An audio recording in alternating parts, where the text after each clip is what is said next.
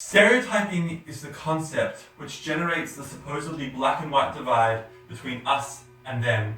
Consciously or unconsciously, stereotypes have been utilized by the media and have subsequently been reflected upon society to perpetuate subordination toward those who are not white heterosexual men. But how is this being done, and what are its impacts? Is anything being done to subvert these subordinating stereotypes so that we can become a more inclusive and egalitarian society? In order to begin to dismantle this idea, let us define what a stereotype is in a non-media context. Stereotyping is the process of classifying something, whether physical or theoretical, to give it meaning. From this definition, it can be assumed that stereotypes are essential for making sense of the millions of messages that we receive every day. From understanding that an object with 4 legs and a back is a chair, and that every moving image on a screen is a video. However, the concept of a stereotype has also been utilized by various media for millennia to ridicule, fearmonger, and even dehumanize people by creating media representations and classifications of a group, which leads to the audience to assume that all members of that group think and act alike. Examples of ridiculing stereotypes can be seen in the media through limited representations of African Americans being portrayed as naive, lazy, and even animalistic prior to the emergence of the 1960s civil rights movement, and Muslims as terrorists and religious extremists after the World Trade Center attacks on September 11, 2001. Furthermore, in news media, the burden of representation, that is, the expectation for a member of a minority group to represent the opinion of the entire group, even if this group consists of thousands, even hundreds of thousands of members, can be used to stereotype a minority, as it can present an assumption that the community has the same perspectives and ideology. These media representations also have real-world consequences, as a member from the represented group may associate themselves with the characteristics that they see in the media, which can result in reduced expectations for their future achievements. Some may even try to emulate those portrayed in the media, which, when observed by the media, creates a self-perpetuating cycle where the subordinated stereotypes observed in reality by these media-inspired individuals feed back into the minority group's culture. However, these stereotypes, particularly regarding African Americans, seem to dissipate as the years progressed.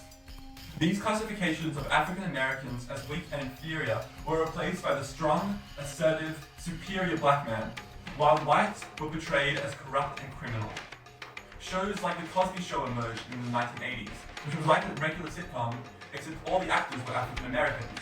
In The Cosby Show, the parents are depicted as typical middle-class yet family-oriented parents, while the children are bright and accepted in society. In the case of The Cosby Show, this so-called positive image of this minority group received much popularity and was the most watched television show in the United States for 5 years. However, some of these important positive images seem to have avoided important issues concerning their minority groups, whilst others have reinforced other stereotypes and myths. For instance, although The Cosby Show tried to present a well-integrated African American family, it avoided addressing issues that concern the majority of the African American minority, as the show did not discuss the issues of inequality and racism.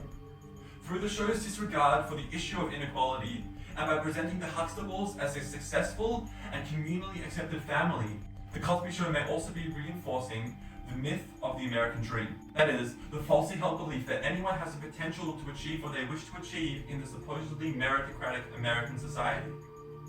Furthermore, as a result of their potentially dangerous positive depictions, The Cosby Show can potentially further subordinate African American culture, as it may be promoting an assimilationist, anti-diversity culture. By attempting to behave like a regular, white-dominated sitcom, The Cosby Show may have stigmatized black culture as undesirable in the almost ideal and egalitarian society depicted in The Cosby Show.